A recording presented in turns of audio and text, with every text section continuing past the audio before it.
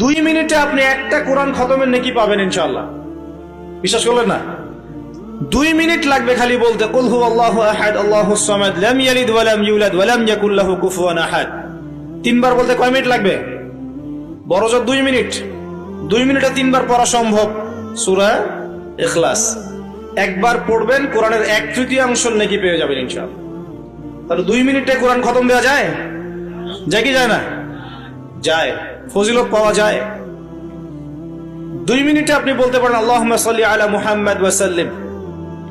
আমরা বলি না যে 10 মিনিট সময় দে, 10 মিনিট সময় বস গল্প করি, হ্যাঁ 10 মিনিট ফোনে নষ্ট করেন, 10 মিনিট আড্ডা পিটান, বন্ধুদের সাথে আসরের মধ্যে বসে পড়েন।